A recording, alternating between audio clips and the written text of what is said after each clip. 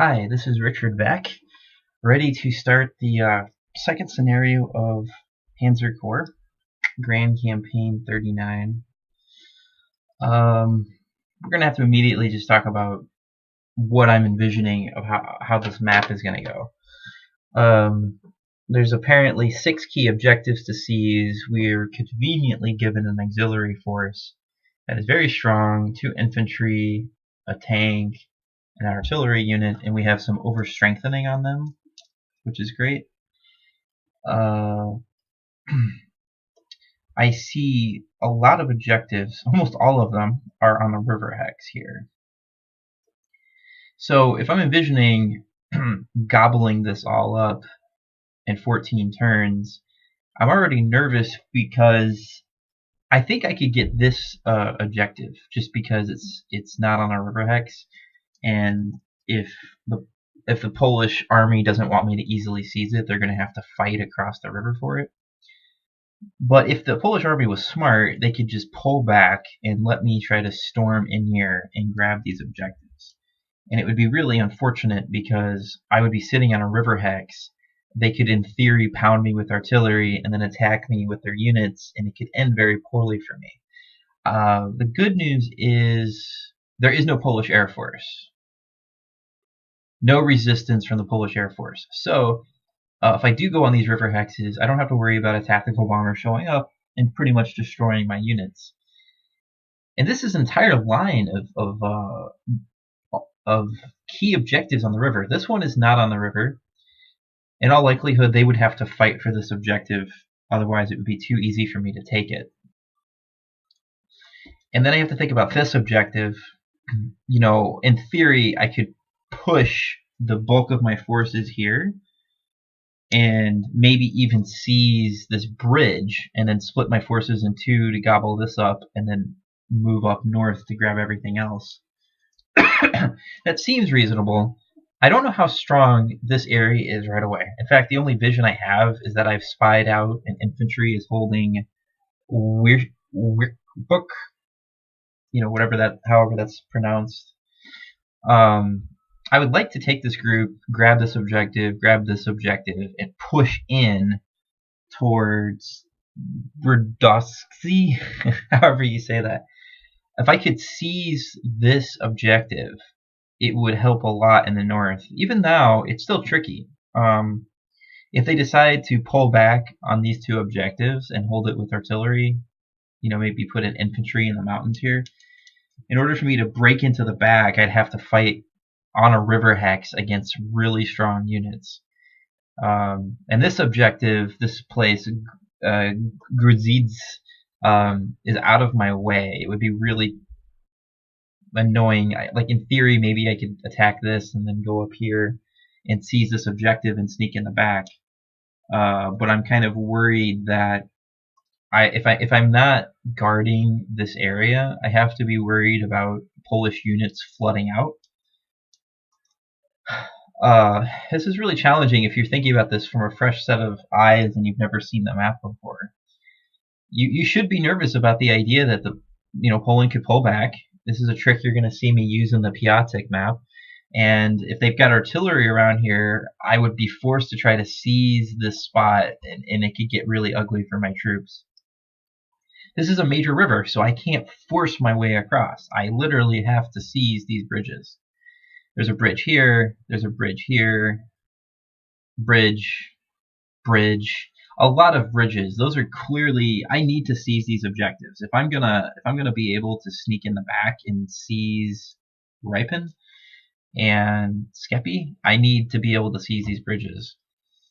I don't think this location, Gizno and Wagruik and Zarkow and Pila and Walks are going to be hard. I can hit Pila this way and not have to worry about crossing the river. And all the other locations are near my front lines. I should be able to pretty easily blast this front line. And I should probably be able to take Rokla, without too much trouble. I have to be careful about doing it. Did it mention a counterattack in the message?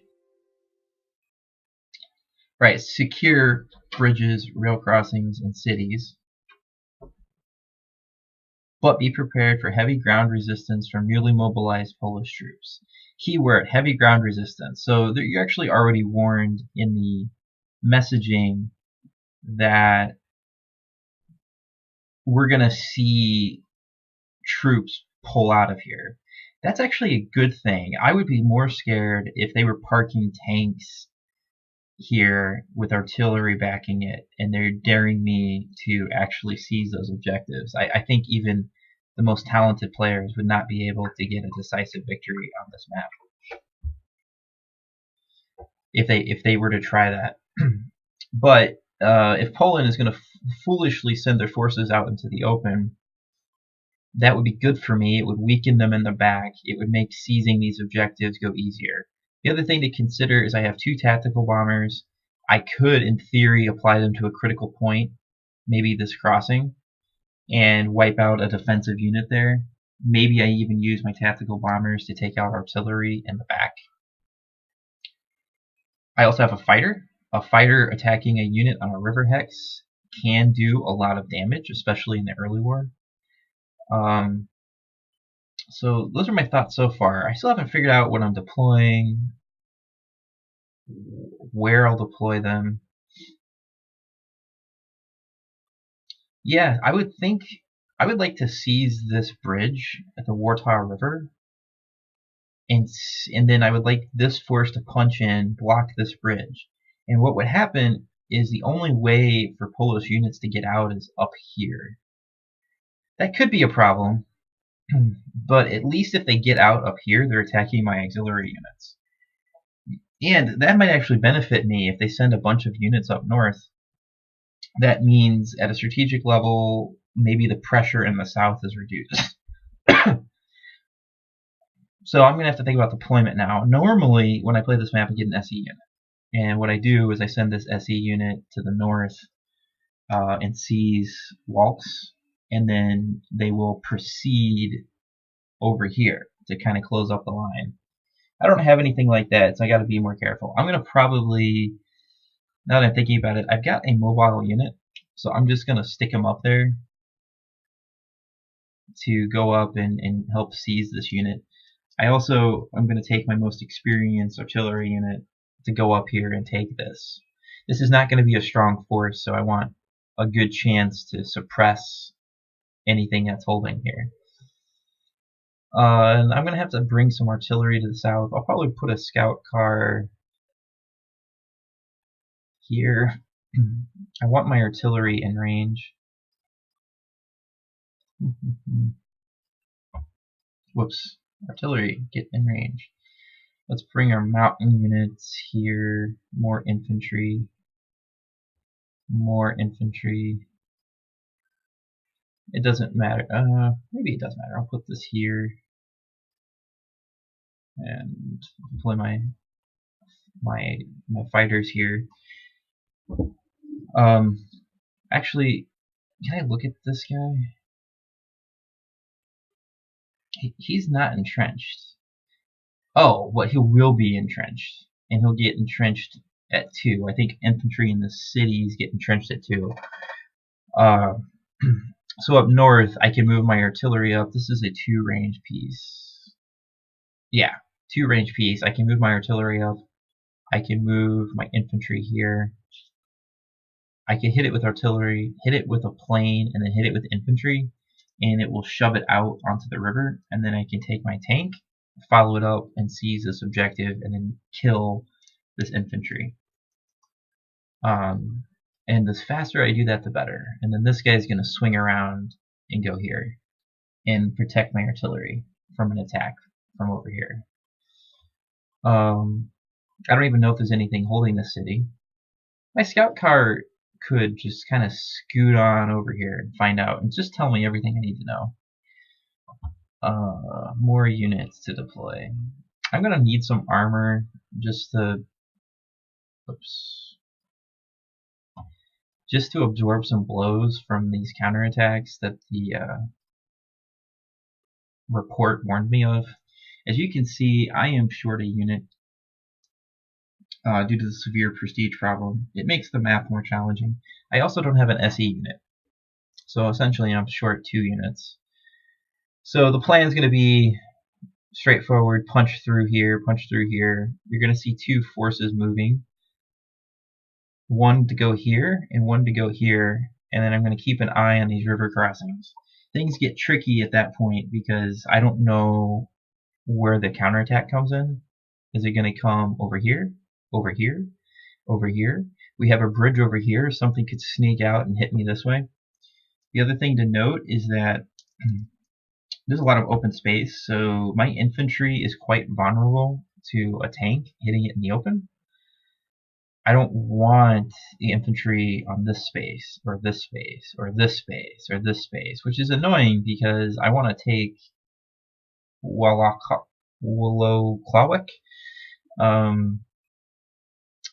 and I'm going to have to risk an infantry, I think, just to grab this spot. And I'm short an infantry, so this is great. Let's just get started. And it's cloudy. First order of business, move him up. Let's blast him. We got lucky, we damaged it. It was at 3 entrenchment. And it is heavily suppressed. That's a really good thing. I'm gonna send somebody, my fighter, to hit it again. Because I want to keep the entrenchment. So now this guy's entrenchment is at 1, and he's almost suppressed. Look at that. And I killed it. I'm going to conquer this with my tank. I'm going to move him here. And all the enemy can see, I do have an infantry on an exposed hex here, and 1 in the forest. So if he does come out to attack, he'll attack this one. But at least I have backing artillery. That's good. Alright. We have an empty hex here. So I'm really tempted. I know 1, 2, 3, 4. There's nothing here. Let's just send my scout up. Okay. So there's a look at this huge area of exposure for my scout. The only thing I see is this and this. Interesting. I'm gonna move my artillery up and hit this guy. And then I'm gonna hit him with this guy. Wait. Why are you doing that? I want to hit him. Maybe I'll hit him with something more. Yeah, I'll hit him with this guy. Let's hope for a good hit. I didn't get it, but I reduced his entrenchment. So if I move him up, and then I do... Nope, that's not it. There we go. Rugged defense is 4%. That's really good. I have 4 initiative. It has 1 initiative.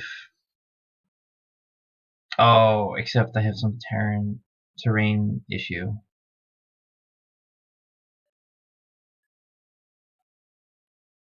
So